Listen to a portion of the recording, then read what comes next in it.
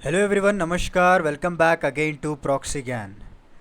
मैं आपका एजुकेटर सैयद शाहबाज दिल से स्वागत करता हूं हमारे प्रॉक्सी ज्ञान यूट्यूब चैनल पे। तो जैसा कि आप सभी लोग जानते हैं दोस्तों कि हम लोगों ने मिशन ईपीएफओ की शुरुआत की थी, जहां पे हम रोज़ाना डेली लेक्चर्स आपके लिए लेकर आ रहे हैं। मैंने इंडियन इकोनॉमी कंप्लीट कर दिया है और अभी इंडियन पॉलिटी की सीरीज़ हमने स्टार्ट किया है और आज जो है इसका 6th लेक्चर है। ठीक है, तो वीडियो शुरू करने से पहले एक छोटा सा डिस्क्लेमर देना चाहता हूं दोस्तों कि मेरा वीडियो जो है आज कुछ टेक्निकल ग्लिच के कारण वो पॉपअप नहीं हो रहा है यहाँ पे। मैंने बहुत ट्राई किया उसको अनइंस्टॉल करके रीइंस्टॉल किया था फिर, बट कुछ टेक्निकल ग्लिच हो गया है। तो मैं दोबारा इसको चेक करूँगा, क्योंकि लेक्चर का टाइमिंग के लिए डिले हो रहा था तो मैंने ऐसे ही रिकॉर्ड कर दिया। बट डोंट वरी, कल से जितने भी वीडियोस हैं उसमें मैं आपको ज़रूर दिखाई दूंगा। तो चलिए शुरू करते हैं। जैसा मैंने कहा कि हम लोगों ने इंडियन पॉलिटी की सीरीज़ शुरुआत की थी और आज लेक्चर नंबर 6 है दोस्तों हमारा, जिसमें हम कंप्लीट फ्री कोर्स प्रोवाइड करने वाले हैं जो कि 100% सिलेबस कवरेज के साथ होगा। हमारे जो दूसरे एजुकेटर हैं हर्ष जी, उन्होंने भी जो है इंडस्ट्रियल रिलेशंस और लेबर लॉस के ऊपर लेक्चर्स बनाना शुरू किया है। अभी तक आपने नहीं देखा है तो प्लीज़ जाके देखिएगा, हमारे प्लेलिस्ट में अपलोडेड है। ओके, तो चलिए शुरू करते हैं बिना किसी देरी के। तो लास्ट हम लोगों ने रोका था जुडिशियल रिव्यू के तक, राइट। सुप्रीम कोर्ट के बाद हम लोगों ने बहुत सारे टाइप्स ऑफ जुरिडिक्शन देखे थे, उसके बाद हमने जुडिशियल रिव्यू के पास तक स्टॉप कर दिया था। तो अभी हम डिस्कस करेंगे दोस्तों chief minister and council of minister के बारे में। ठीक है, the real executive power are एक्साइज by the council of minister which is headed by chief minister in the state. Okay, the governor appoints the chief minister and all ministers on the recommendation of the chief minister. ठीक है, even though chief minister जो है वो election से elect होते हैं, जो party के लीडर होते हैं, ऑब्वियसली उन्हीं को जो है सीएम की तरह अपॉइंट किया जाता है। और रिमाइनिंग जो काउंसिल ऑफ मिनिस्टर हैं on the recommendation of chief minister they will appoint it दोस्तों। ठीक है, generally the leader of the majority party in the legislative assembly is appointed as chief minister. जैसे मैंने अभी अभी कहा आपको, if no single party enjoys an absolute majority, जब गवर्नर जो है क्या करते हैं, जो सिंगल लार्जेस्ट पार्टी होती है उनके लीडर को इनवाइट किया जाता है मिनिस्ट्री फॉर्म करने के लिए। ठीक है, sorry. So power and functions of chief minister की बात करें, देखिए the primary functions of chief minister is to form his और हर मिनिस्ट्री दोस्तों। ठीक है, the chief minister not only select his और her ministry but also allocates portfolios to his colleagues. He she can also ask a minister to resign, can also expand or decrease the size of the ministry. The chief minister is a chairman of cabinet. He she convenes and presides over its meeting दोस्तों। okay, and he she exercise general supervision over all the ministers। okay, so similar functions होते हैं as a prime minister। council of minister की बात करें, देखिए ये collectively responsible होते हैं to the state legislature दोस्तों। all the members of council of minister must be the member of state legislature. Those who are not the members, उनको 6 months का कितना टाइम दिया जाता है, 6 months का टाइम पीरियड दिया जाता है ताकि वो मेंबर बन जाए लेजिस्लेचर का या लेजिस्लेटिव असेंबली का। Okay, all the minister work as a team under the chief minister. जैसा मैंने कहा, जितने भी इंपॉर्टेंट डिसीजंस है वो काउंसिल ऑफ मिनिस्टर के ज़रिए से लिया जाता है, but any how under the supervision of the chief minister दोस्तों। अगर लेजिस्लेटिव असेंबली में नो कॉन्फिडेंस मोशन पास कर दिया जाता है तो चीफ मिनिस्टर के साथ साथ काउंसिल ऑफ मिनिस्टर जितने भी हैं स्टेट मिनिस्ट्री को भी रिज़ाइन करना पड़ेगा, similar to the prime minister दोस्तों, जैसे प्राइम मिनिस्टर के हमने रूल्स एंड रेगुलेशंस को पढ़े थे। चलिए अभी हाई कोर्ट की बात करते हैं।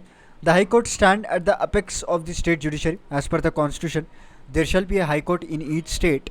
ओके, बट देर में भी एक कॉमन हाई कोर्ट भी हो सकता है, क्योंकि बहुत सारे जगहों में आपने देखा होगा मद्रास हाई कोर्ट आप देख रहे हैं, क्योंकि इसका जुरिडिक्शन जो है तमिलनाडु का भी है और पुडुचेरी भी वो संभालता है दोस्तों। तो स्टेट गवर्नमेंट का कोई कंट्रोल नहीं होता है। इसके अलावा बहुत सारे ऐसे स्टेट्स हैं जो डिफरेंट यूनियन टेरिटरीज़ के जुरिडिक्शंस हैंडल करते हैं दोस्तों, राइट। तो हाई कोर्ट जो है एक अपेक्स कोर्ट माना जाता है एट द स्टेट लेवल। अगर कंट्री लेवल की बात करें तो supreme court is a apex high court, जैसा हमने पहले लेक्चर्स में पढ़ा है दोस्तों। कॉम्पोजिशन की बात करें, स्टेट हाई कोर्ट में consist of chief justice and other जजेस has a president may from time to time deem necessary appoint करते रहते। कौन अपॉइंट करते हैं? प्रेसिडेंट अपॉइंट करते हैं। किसका कंसल्टेंट लेके? चीफ जस्टिस ऑफ इंडिया के कंसल्टेंट से वहाँ पे स्टेट हाई कोर्ट के जजेस को अपॉइंट किया जाता है। एंड इसमें जो है जो नंबर ऑफ़ जजेस होते हैं वो फिक्स नहीं होते हैं दोस्तों, ये डिफरेंस होता रहता है। पावर्स एंड फंक्शंस की बात करें तो high court is essentially the court of appeals. ये दो तरह के फंक्शंस को हैंडल करता है, जैसे कि जुडिशियल हो गया और एडमिनिस्ट्रेटिव फंक्शंस हो गया दोस्तों। Okay, so in its judicial capacity the high court exercises both original and appellate jurisdiction. वही अगर आप सुप्रीम कोर्ट की बात करें तो वहाँ पे हमको तीन तरह के जुरिडिक्शन देखने को मिलते हैं, एक ओरिजिनल हो गया, एक अपेलेट हो गया और तीसरा एडवाइजरी। दोस्तों याद रख लीजिए, एडवाइजरी जुरिडिक्शन जो है वो सिर्फ और सिर्फ सुप्रीम कोर्ट के हाथ में है, क्योंकि प्रेसिडेंट जो है कई सारे मैटर्स में सुप्रीम कोर्ट जो चीफ जस्टिस है उनको रेफ़र करते हैं उनकी राय लेने के लिए, उसके एडवाइजरी के लिए, इसीलिए उनके पास एडवाइजरी जुरिडिक्शंस के भी पावर्स हैं, but not in the hands of high court. High court के पास सिर्फ दो है, एक ओरिजिनल जुरिडिक्शन हो गया और दूसरा अपेलेट जुरिडिक्शन हो गया दोस्तों। ठीक है, हाई कोर्ट जो है रिट को इशू कर सकता है, हेबियस कॉर्पस हो गया, मैंडेमस हो गया, प्रोहिबिशन हो गया, क्वे वारंटो, ये सब कुछ इशू कर सकता है दोस्तों, right. And high court has also jurisdiction over the cases related to admiralty, will, okay, property के रिलेटेड हो, मैरिज के रिलेटेड हो, डिवोर्स के रिलेटेड हो, कोई कंटेम्प्ट ऑफ कोर्ट जा रहा है या फिर कंपनी लॉ है, ये सारे केसेस जो है हाई कोर्ट देखता है दोस्तों। ठीक है, चलिए अभी आते हैं हम स्टेट इलेक्शन कमीशन में। State election commission have been constituted under the 73rd and 74th constitutional amendment acts. Very very important. Okay, एक मिनट मैं चेक कर लेता हूँ जी दोस्तों। So each state and union territory election commission is vested in the powers of conducting election to the local bodies जैसे such as municipal corporations हो गया, म्यूनसिपालिटीज़ हो गया, district panchayat, panchayat unions, village panchayat और जितने भी लोकल बॉडीज़ हैं उनके सारे जो इलेक्शन करवाना हो, कंडक्ट करवाना हो, सब कुछ मैनेज करना है, सारा कुछ स्टेट इलेक्शन कमीशन देखता है। They function independently of the election commission of India दोस्तों, ये इंडिपेंडेंटली फंक्शन करते हैं, they are not dependent on election commission of India, right. So local government की बात करें, द टर्म लोकल गवर्नमेंट और government means management of local affairs by the people of locality. Its basic principle is that the people can look after the local needs and resolve their problems, because देखिए क्या होता है, ground level जो है वहाँ के local की public ही जान सकती है दोस्तों। अगर दिल्ली में बैठा हुआ मिनिस्टर, उसको क्या पता चलेगा कि आंध्रा के जटचिल्ला गांव में या तेलंगाना के जटचिल्ला गांव में या किसी स्मॉल विलेज में क्या चल रहा है दोस्तों, राइट। तो यहाँ पे लोकल गवर्नमेंट एक वेरी इंपॉर्टेंट रोल प्ले करती है। तो 73rd and 74th amendments of constitution enact किया गया था दिसंबर 1992 में, and this amendments came into force effect from 24 April 1993। ठीक है, so they have constitution panchayat और म्यूनसिपल बॉडीज़ में डिवाइड किया गया है, and the local government is divided as urban local government and urban local bodies पर डिवाइड किया गया है। The 73rd amendment provides a gram sabha in each village and constitution of panchayat at village, intermediate and district levels. ठीक है, उसके बाद आता है 74th amendment also known as Nagar Palika act दोस्तों। ठीक, provides for setting up the 3 types of municipal bodies. क्या क्या है, टाउन पंचायत हो गया, म्यूनसिपल काउंसिल हो गया एंड म्यूनसिपल कॉर्पोरेशन हो गया दोस्तों। A town panchayat is constituted for an area in transition from rural area to urban areas हो गया। The municipalities are set up for a small urban areas and municipal corporation. The constitution has recognized the municipal corporation, municipalities and town panchayat as urban local bodies. Okay. And however, there are some other urban local bodies like township, cantonment boards, notified area committees. The uppermost form of the municipal organization is a municipal corporation. Right. So mayor जो है political head होते हैं corporation के, उनको जो है first citizen कहा जाता है या फिर फादर ऑफ द सिटी माना जाता है दोस्तों। ये भी इंपॉर्टेंट है, याद रख लीजिए। ऐसे छोटे छोटे पॉइंट्स हैं जो लोग इग्नोर कर देते हैं, बट यहीं से क्वेश्चंस बनते हैं। So in urban local government municipality come next. The term municipality refers to self governing town. Okay, इनको इनके खुद के पावर्स दिए जाते हैं। It's a self governing town. A town panchayat is establish in every panchayat town. It consist of elected members. For this panchayat town is divided into number of wards. Each ward elects only 1 member दोस्तों। Okay, so हर panchayat town में जो है एक town panchayat को establish किया जाता है। Okay, and they have divided into number of wards, और ईच वार्ड में क्या होता है, हर एक मेंबर्स इलेक्ट होते हैं दोस्तों। ठीक है, देखिए ये सब कुछ जो है बेसिक अंडरस्टैंडिंग है, इसमें एक्सप्लेनेशन का उतना ज़्यादा कुछ नहीं रहता है दोस्तों। आपको सिर्फ याद रखना पड़ता है कि किस तरह से डिवीज़न हो रहा है।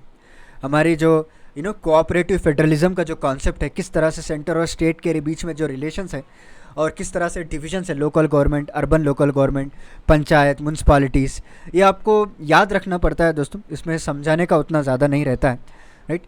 अभी चलते हैं UPSC, union public service commission. For the purpose of higher level civil service of the union government, the constitution provides for setting up of the UPSC दोस्तों, जिसे हम कहते हैं union public service commission. The number of members of the commission and the condition of the service are left to be determined by the president, which means the government. At present, the strength of the commission is 10 including the chairman. कितने हैं? पूरा 10 है दोस्तों, याद रख लीजिए। Sorry. The chairman and the member of the commission are appointed by the president. This is very very important. Chairman और members कौन appoint करते हैं? President appoint करते हैं। Okay. The constitution provides that at least half of the members have to be person who have served at least 10 years under the government or state government. Okay. अगर UPSC के जो members होते हैं उसमें आधे at least half of the member जो है they have to serve at least 10 years under the government और state government. A member hold office for term of how many years? 6 years। Okay, from the date he joins duty और until he attains the age of 65 years दोस्तों। The chairman is ineligible for any future employment under the government, but other members are entitled to accept the chairmanship of UPSC। याद रख लीजिए, एक बार अगर आप UPSC के chairman बन गए तो इन फ्यूचर जो है is not eligible for any future employment under the government, but उसके जो मेंबर्स होते हैं, कमेटी के मेंबर्स होते हैं, उनको चांस रहता है कि वो चेयरमैन बन सकते हैं दोस्तों।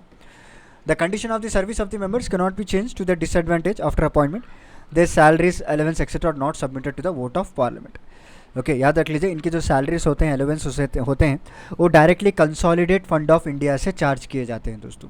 कंसोलिडेट फंड ऑफ इंडिया के बारे में मैंने आपको बताया था, राइट। जितने भी सैलरीज अलेवेंसेस होते हैं, स्पीकर के हो गया, चेयरमैन्स के हो गए, राज्यसभा के डिप्यूटी स्पीकर्स के हो गए, ये सारा कुछ ये यूपीएससी के चेयरमैन हो गए, सब कुछ यहीं से चार्ज किया जाता है दोस्तों। Okay, but very very important point आपको यहाँ पे याद रखना है कि they are not submitted to the vote of parliament, right.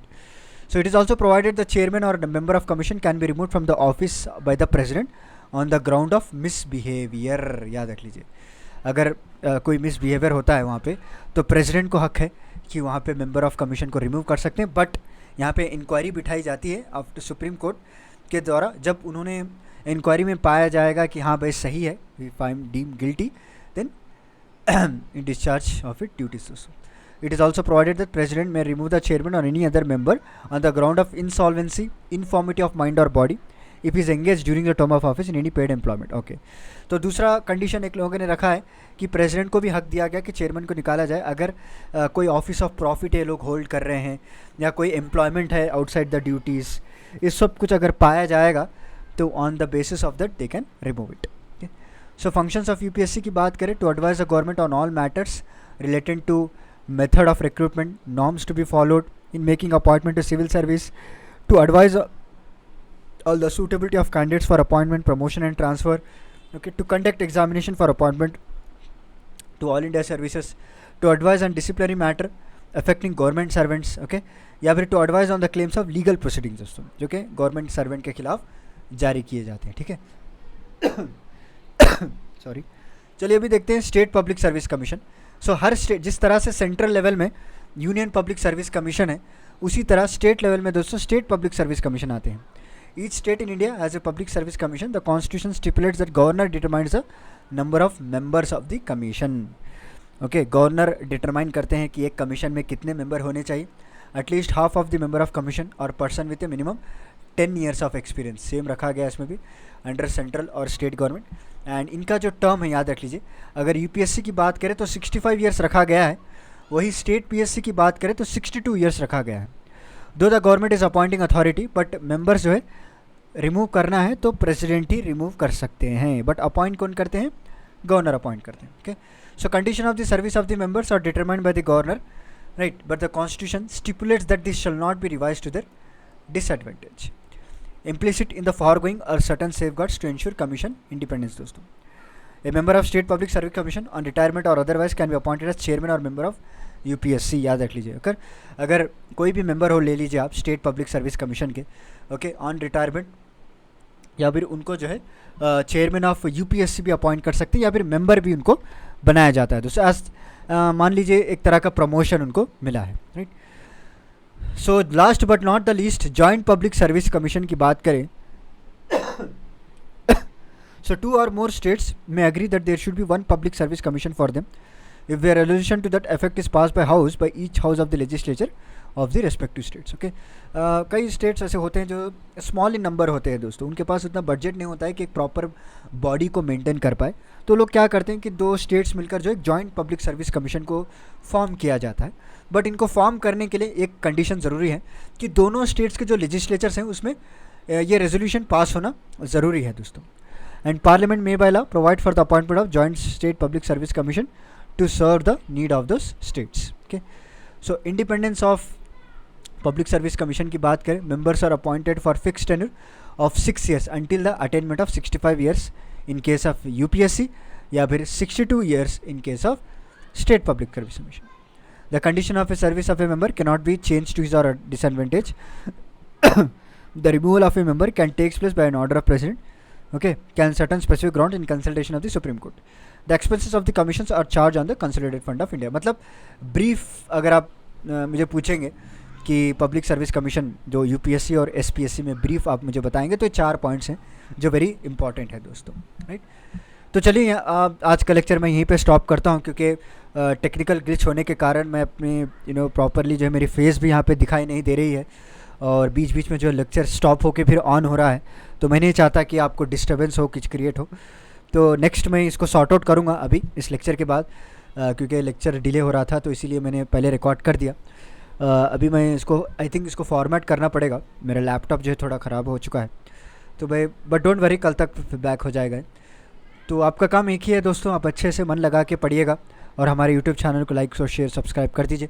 तो चलिए मिलता हूँ मैं आपको अगले लेक्चर में कुछ इंटरेस्टिंग टॉपिक के साथ। तब तक के लिए धन्यवाद, take care, stay safe, stay healthy, thank you so much.